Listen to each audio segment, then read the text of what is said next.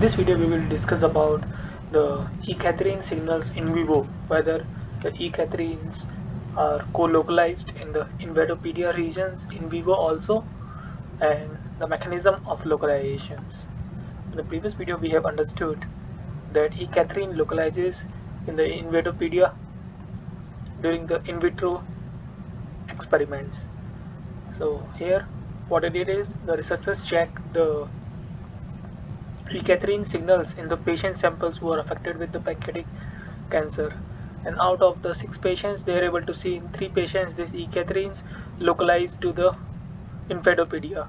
And in order to get this Invadopodia, they use these TKS5 and cortactins, and for the E-cadherins they stain it with these E-cadherins, and we can see that all the 3 signals are overlapping to each other. And when they quantified these images, they are able to see around 70% on average overlapping regions. 70% of the regions are overlapping to each other. And apart from that, what it is, they also did their pancreatic cancer cell lines BXPC3 and do the injections in vivo tumor injections in the mouse models, and then check the E-cadherin signals, and there and parallelly they also check these cortactin signals, and they are able to see that these signals are overlapping to each other. In the panel B, that we can see that cortactins and E-cadherin signals are overlapping to each other, and here also they are able to see the overlappings of around 70%. And in the panel C also they check the cortactins and TKS5, and so they did this in the panel C the overlappings has been checked with another mice models, and there also they find out the same results, that is cortactins and TSK5 overlapping to each other.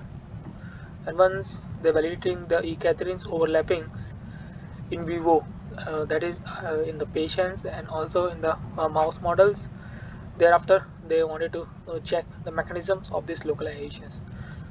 Some of the previous papers have reported that the E-cadherins usually recycles through endocytosis and again come back sorted and again come back to the plasma membrane, and these things usually occurs through RAP7 and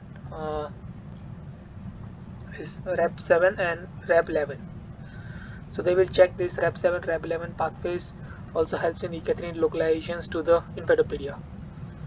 So before they check the impact of the Invadopodia and the cell-cell interactions, and they are able to see that when there is a cell-cell intercellular interactions, they are able to see less Invadopodia, so indicating that there is a competitive competitions going on between Invadopodia formations and the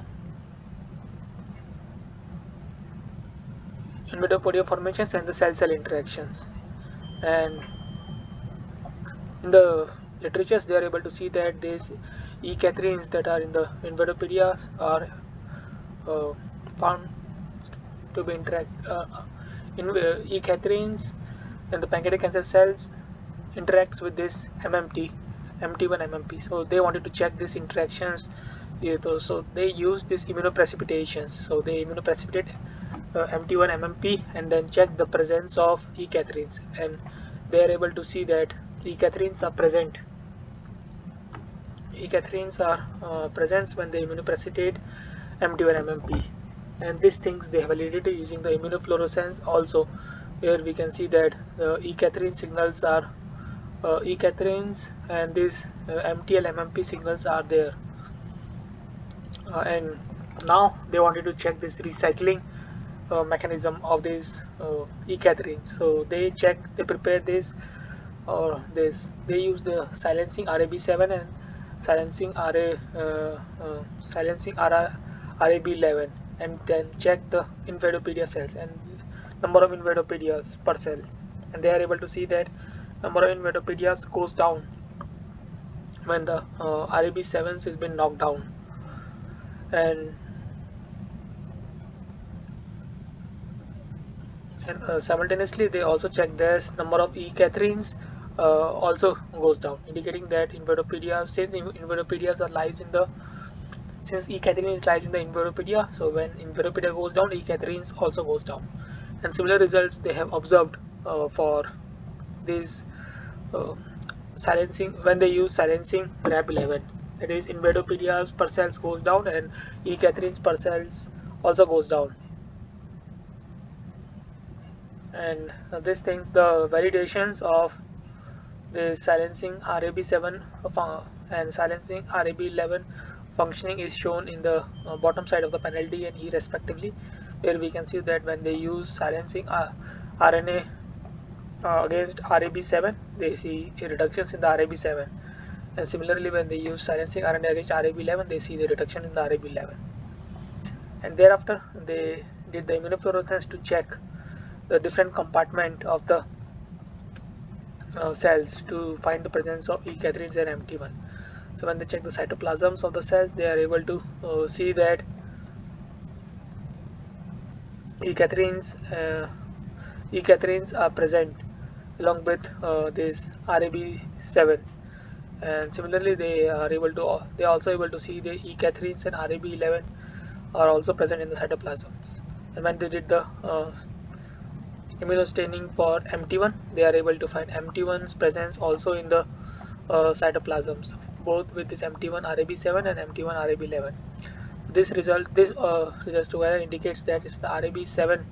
This localization of E-cadherins follows this RAB7 and RAB11 recycling and sorting pathways that are previously published. So I hope you understood how they validate the E-cadherin signals in vivo and the mechanism of localization. That is, it also follows the RAB7 and RAB11 recycling and sorting and recyclings of the E-cadherins to the plasma membrane. So I hope you understood their validations, how they validate their hypothesis. If you need to understand more about their experiments in detail, you can go through the reference that has been provided in the description. That's all for this video. Thank you for your time.